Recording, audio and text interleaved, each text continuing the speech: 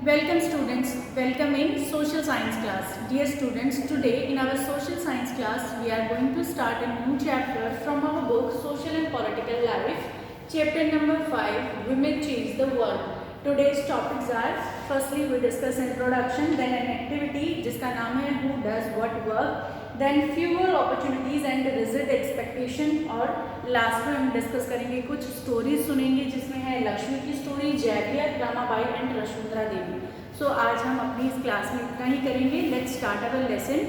In the previous chapter we saw how women's work in the home is not recognized as work. We also read how doing household work and taking care of family members is a full-time job and there are no specific hours at which it begins or ends. सो हम अपने previous chapter में हमने discuss किया कि women's जो हैं वो house hold work करने के लिए बहुत ही अर्ली मॉर्निंग से स्टार्ट हो जाती है और लेट नाइट तक काम करती रहती है. उनके काम करने की कोई टाइमिंग्स नहीं है, आवर्स नहीं है, और घर के सारे टेक केयर करने वाले काम या कुकिंग करने वाले सारे काम की जिम्मेदारी, रिस्पॉन्सिबिलिटी जो है वो विमेंस के पास ही आती है. बट अपने इस चैप्टर में जिसका नाम है वुमेन चेंज द वर्ल्ड, इस चैप्टर में हम क्या डिस्कस करेंगे, इसमें हम बात करेंगे we will look at work outside the home and understand how some occupations are seen to be more suitable for men and for women. We also learned about how women struggle for equality. अपने इस lesson में हम देखेंगे कि बाहर निकलकर जो काम करते हैं, जो ऑक्यूपेशंस होते हैं, उनमें से कौन से मैन के लिए सूटेबल हैं और कौन से ऑक्यूपेशंस जो हैं वो विमेन के लिए सूटेबल हैं. इसके साथ साथ हम बात करेंगे कि कैसे विमेंस ने इक्वालिटी पाने के लिए बहुत सारा स्ट्रगल किया है. Getting an education was still is one way in which new opportunities were created for women. This chapter will also briefly trace the different types of efforts made by women's movement to challenge discrimination in more recent years. इसके साथ साथ हम देखेंगे इस lesson के अंदर कि discrimination को ख़त्म करने के लिए जो जेंडर डिस्क्रिमिनेशन होता है ना कि मैन ये कर सकते हैं, वीमेन ये कर सकती हैं, या उनको इतनी ज़्यादा वैल्यू मिलनी चाहिए, उनको कम वैल्यू, ये सारे डिस्क्रिमिनेशन जो है वो कैसे कम किए गए या ख़त्म किए गए और उसके लिए वुमेन्स ने कौन से मूवमेंट्स चलाए हैं, कैसे चलाए हैं, वो सब हम अपनी इस लेसन में डिस्कस करेंगे. ये तो हुआ इंट्रोडक्शन. हम बात करते हैं अपनी एक्टिविटी की. तो आपकी बुक में एक एक्टिविटी दी गई है जिसका नाम है हु डज व्हाट वर्क. सो इस वाली जो आपकी एक्टिविटी है, इसके अंदर यहाँ पर दिया गया है कि हमें ड्रॉ करना है farmers, factory workers, nurses, scientist, pilot and teachers. So ये वाली जो एक्टिविटी है, इसी सेम एक्टिविटी के लिए यहाँ पर नीचे एक टेबल दी गई है जिसको मेल और फीमेल में डिवाइड किया गया है और कैटेगरीज है. इसी एक्टिविटी को रोजी मैम ने अपनी क्लास के अंदर इस एक्टिविटी को यहाँ पर कंडक्ट किया है. सो ये वाली जो एक्टिविटी रोजी मैम ने कंडक्ट की, तो उनके स्टूडेंट्स ने जो भी आंसर्स दिए उस आंसर्स को यहाँ पर रोजी मैम ने कैटेगराइज कर दिया. अब हम देखते हैं कि कितने लोग जो हैं वो किस ऑक्यूपेशन में फेवर में है कि मैंस के लिए कौन सा सूटेबल है और वुमेन्स के लिए. तो यहाँ पर टीचर की बात करें तो टीचर को 5 मिले हैं, जबकि फीमेल में यहाँ पर 25 आए हैं. दैट मीन्स यहाँ पर जो उनकी क्लास के स्टूडेंट्स हैं वो बताना चाहते हैं कि टीचरशिप के लिए जो है वो फीमेल ज़्यादा सूटेबल है और मैन कम सूटेबल हैं. देन फार्मर में यहाँ पर मेल इमेज जो है उसमें 30 मिले हैं, जबकि फीमेल को 0 मिले हैं. दैट मीन्स जो क्लास के स्टूडेंट्स हैं उनको लगता है कि जो फार्मर्स होते हैं वो मेल ही होते हैं, फीमेल नहीं होती हैं. फैक्ट्री वर्कर्स में भी मेल को ज़्यादा पॉइंट मिले हुए हैं, जबकि फीमेल्स को कम पॉइंट मिले हैं. फीमेल को यहाँ पर 5 और मेल को 25. देन नर्सेज में मेल को 0 मिले हैं और फीमेल को 30 मिले हैं. दैट मीन्स वो समझते हैं कि नर्स जो है वो विमेन अगर हो तो वो ज़्यादा अच्छी होती हैं. साइंटिस्ट में 25 मेल को मिले हैं पॉइंट्स, जबकि फीमेल को 5 पॉइंट्स मिले हैं. और पायलट्स में मेल को ज़्यादा पॉइंट्स मिले हैं और फीमेल को कम पॉइंट्स मिले हैं. सो यहाँ पर हम बात कर रहे हैं कि यहाँ पर जो हमने अपना अगला टॉपिक है वो इसी एक्टिविटी को कंटिन्यू करते हुए है कि fewer opportunities and rigid expectations. यहाँ पर जो है a lot of childrens in Rosy ma'am's class drew womens as nurse and man as army officers. The reason they did this is because they feel that outside the home too, women are good at only certain jobs. तो उनकी class के जो बच्चे थे उन्होंने ऐसा क्यों किया है, क्योंकि वो समझते हैं कि घर से बाहर निकलकर जो भी ऑक्यूपेशंस करने होते हैं उनमें कुछ ही स्पेसिफिक ऑक्यूपेशन हैं जहाँ पर फीमेल अच्छा काम कर सकती हैं, जो उनके लिए सूटेबल है. सो For example, many people believe that women make better nurses because they are more patient and gentle. So बहुत सारे लोग जो हैं वो ये समझते हैं कि women जो हैं वो अच्छी नर्स साबित हो सकती हैं क्योंकि उनमें धैर्य जेंटल होती हैं, नरम होती हैं। So this is linked to women's role within the family, और यही चीज़ उनकी फैमिली में भी समझी जाती है। Similarly it is believe that science requires a technical mind and girls and womens are not capable of dealing with the technical things. और उसी तरीके से माना जाता है, ये स्टीरियोटाइप थिंकिंग है कि विमेन्स जो है वो साइंटिस्ट जो नहीं बन सकती, कम बन सकती, क्योंकि उसके लिए साइंटिफिक माइंड होना ज़रूरी है, और टेक्निकल चीज़ों में लेडीज़ का इंटरेस्ट कम होता है। ये एक स्टीरियोटाइप थिंकिंग है हमारी सोसाइटी की। सो यहाँ पर हम इसी एक्टिविटी के साथ अपनी इस वाली इमेज को भी डिस्कस कर लेते हैं। यहाँ पर जो है 2 वुमेन्स दिखाई गई हैं और वो कैसे एग्रीकल्चर का काम कर रही हैं, जबकि फार्मर्स को यहाँ पर दिखाया गया था कि 30 के 30 जो फार्मर्स हैं वो मेल हैं, जबकि फीमेल को यहाँ पर 0 नंबर मिला था। कि विमेन्स जो हैं वो 83.6% of working women in India are engaged in agricultural work. Their work include planting, weeding, harvesting and threshing. So जितनी भी वर्किंग वुमेन्स हैं उनमें से 83.6% जो है वो एग्रीकल्चर की एक्टिविटीज़ में इंगेज्ड है, मतलब एग्रीकल्चर की एक्टिविटीज़ वो करती हैं, जिसमें प्लांट्स को लगाना या वीडिंग करना, उनकी निराई करना, छटाई करना, या फिर हार्वेस्टिंग करना, उनकी कटाई करना, या फिर थ्रेसिंग से निकालना। ये सारे कामों में इतने हार्ड जिनमें लेबर लगती है, जो बहुत फोर्सफुल काम है, उनमें भी वुमेन जो है वो इंगेज्ड हैं। बट कभी भी अगर आप फार्मर की बात करेंगे तो हम yet when we think of a farmer we only think of a man. हमेशा हम सोचते हैं कि फार्मर जो है वो एक मैन ही हो सकता है। अब बात करते हैं अपनी जो स्टीरियोटाइप सोसाइटीज़ की बात चल रही, थिंकिंग की बात चल रही थी। Because so many people believe in this stereotype, many girls do not get the same support that boys do the study and train to become doctors and engineers. और इसी स्टीरियोटाइप सोसाइटी की जो thinking है, उसी की वजह से girls को या वुमेन्स को वो सारी अपॉर्चुनिटीज़ नहीं मिलती जो कि बॉयज़ को मिलती हैं उनके डॉक्टर्स या इंजीनियर्स बनने में। सो in most family, once girls finish school, they are encouraged by their families to see marriage as their main aim in life. जैसे ही क्या होता है, मोस्टली फैमिली जो है सोसाइटी की वो क्या सोचती है कि जैसे ही गर्ल्स की स्टडी खत्म हो गई तो उनको बोल दिया जाता है कि आप बस अपना मेन एम क्या समझें कि जल्दी ही आपकी शादी कर दी जाएगी, यही इसी को आप अपना मेन एम समझें, ऐसा गर्ल्स के लिए बोल दिया जाता है। बट यहाँ पर हम एक बात करेंगे, It is important to understand that we live in a society in which all children face pressure from the world around them. और इसीलिए एक तरीके का प्रेशर जो है वो बचपन से ही या छोटी लाइफ से ही विमेंस और गर्ल्स के ऊपर थोप दिया जाता है, या उसमें बॉयज़ भी आ जाते हैं, उनको बोल दिया जाता है कि बॉयज़ हैं उनको टफ बन के रहना चाहिए, उनको रोना नहीं चाहिए। तो ये एक तरीके की स्टीरियोटाइप पे थिंकिंग जो है वो सोसाइटी में प्रिवेल होती है। अब बात करते हैं हम एक ऐसी स्टोरी की जिसमें इस तरीके की जो स्टीरियोटाइप थिंकिंग है उसको ब्रेक किया गया है। तो हम बात करेंगे यहाँ पर लक्ष्मी लाकड़ा की स्टोरी पर, breaking stereotype. Indian tribals are men, but 27 years old Lakshmi Lakra from a poor tribal family in Jharkhand has begun to change things. So ये लक्ष्मी लाकड़ा जो है वो ट्राइबल एरिया से बिलोंग करती है, मतलब जहाँ पर आदिवासी वगैरह होते हैं, और ये झारखंड स्टेट में रहती है। और ये she is the first women engine driver for northern railways, और नॉर्दर्न रेलवेज में ये सबसे पहली वुमेन है जो इंजन ड्राइवर बनी। Lakshmi parents are not literate, but they struggle and overcome many hardship to make sure their children got an education.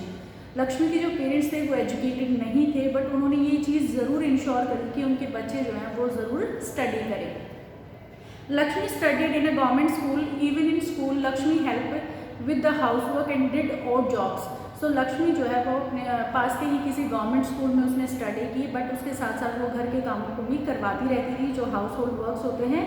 She studied hard and did well and then went on to get a diploma in electronics. So उसने study अच्छे तरीके से करी और मेहनत की, और उसी के साथ उन्होंने एक इलेक्ट्रॉनिक्स में डिप्लोमा जो है वो हासिल किया। She then took the railway board exam and passed it on her first attempt. और उन्होंने अपनी पहली बार में ही जो रेलवे का एग्ज़ाम था वो लिया और उसको क्रैक कर दिया, उसको पास कर दिया और उनको जॉब मिल गई। Lakshmi says I love challenges and the most somebody says it is not for girls, I make sure I go ahead and do it. तो यहाँ पर लक्ष्मी लाकड़ा कहती हैं कि मुझे ज़िंदगी में चैलेंजेस जो हैं, चुनौतियाँ बहुत पसंद हैं, और स्पेशली अगर कोई ये कहे कि ये काम गर्ल्स नहीं कर सकती तो मैं पूरी कोशिश करती हूँ कि मैं उस काम को आगे बढ़ूँ और करूँ।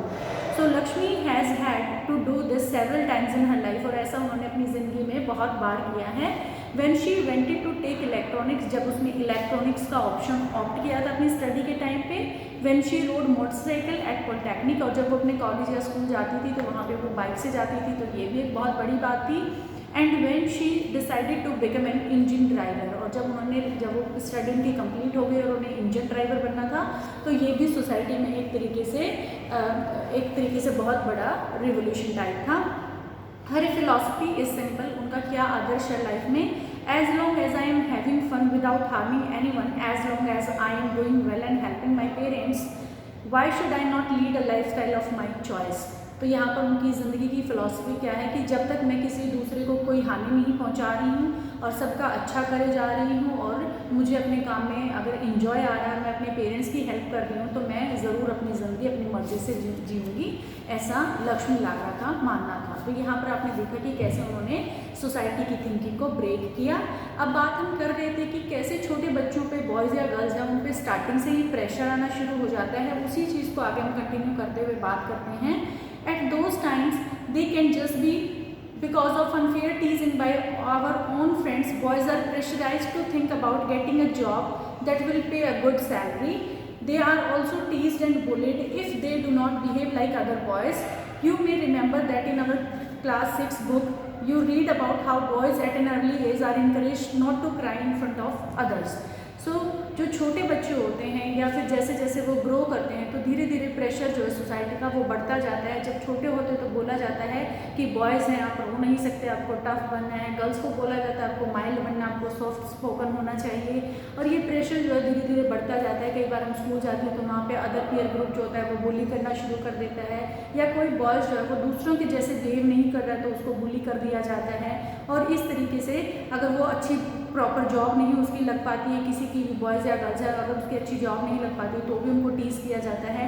और ये एक सोसाइटी का प्रेशर जो है वो दिमाग के ऊपर बना रहता है। और इसी चीज़ को समझने के लिए हम यहाँ पर एक स्टोरी सुनेंगे, वो है जेवियर की स्टोरी।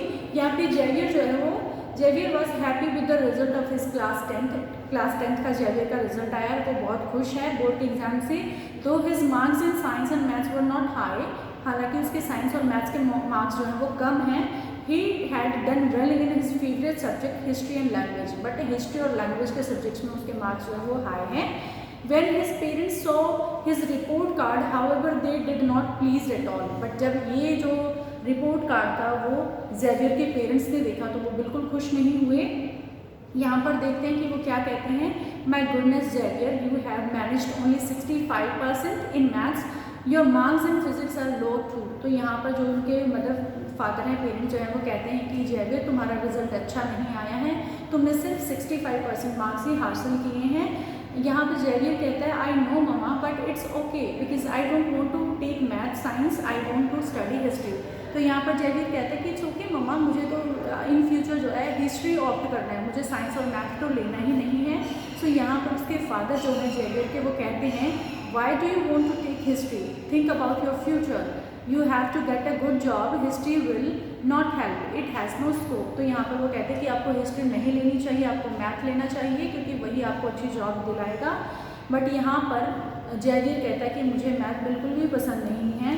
तो यहाँ पर उसको बोला जाता है be sensible son, take maths and you can study computer side by side, the job market for computer is very good. तो यहाँ पर उसको बोला जाता है कि आप मैथ को ऑप्ट कीजिए, साथ के साथ कंप्यूटर की भी स्टडी कीजिए क्योंकि उसी में आपको जॉब जल्दी मिलेगी। तो आप देख रहे हैं कि कैसे एक बच्चे के ऊपर धीरे धीरे प्रेशर जो है वो बन रहा है, क्योंकि उसको क्या हो रही है, एक्सपेक्टेशन हो रही है। यहाँ पे हमने देखा था रिजिड एक्सपेक्टेशंस, तो ये उसी की बात हो रही है। अब हम बात करते हैं लर्निंग फॉर चेंज की। लर्निंग फॉर चेंज के अंदर हम पढ़ेंगे going to school is an extremely important part of your life. As more and more children enter school every year, we begin to think that it is normal for all children to go to school. So ये हमारे लिए बहुत normal है। जब हम आज के scenario में देखते हैं कि कैसे लोग स्कूल जाते हैं, बॉयज़ और गर्ल्स सभी स्कूल जाते हैं और बहुत अच्छा सारा क्राउड भी होता है। बट ये अगर हम पास्ट की बात करें तो ये बिल्कुल भी नॉर्मल नहीं था। Today it is difficult for us to imagine that school and learning could be seen as out of bounds और not appropriate for some childrens. But in the past, the skill of reading and writing was known to only a few. Most children learnt the work their family or elders did. For girls, the situation was worse. But पुराने time में क्या था कि school जाना, पढ़ना लिखना बहुत ही, जो कुछ सोसाइटी में कुछ ही लोग थे जिनको ये सब आता था, और गर्ल्स की कंडीशन और सिचुएशन तो इससे भी ज़्यादा वर्स थी, उनको तो पढ़ना अलाउड ही नहीं था. For girls, the situation was worse. In communities that taught sons to read and write, daughters were not allowed to learn the alphabets. Even in families where skills like pottery, weaving and craft were taught, the contribution of daughters and women was only seen as supportive. इसके साथ साथ वहाँ पुराने time में पढ़ाई के ऊपर focus नहीं था, बट जो बड़े जो काम कर रहे हैं, जो बिजनेस कर रहे हैं, या फिर गर्ल्स जो उनकी मदर या जो भी आंटी हैं वो हाउस होल्ड चोर्स करती हैं, वर्क करती हैं, तो छोटे बच्चे भी उन्हीं को देख देख कर काम में ही लगा दिए जाते थे. बट आज ऐसा नहीं है, सिचुएशन आज ऐसी नहीं है. पहले के टाइम में गर्ल्स बॉयज़ को फिर भी पढ़ाया लिखाया जाना स्टार्ट कर दिया था, जो अपर सोसाइटी क्लास थी उन्होंने शुरू कर दिया था.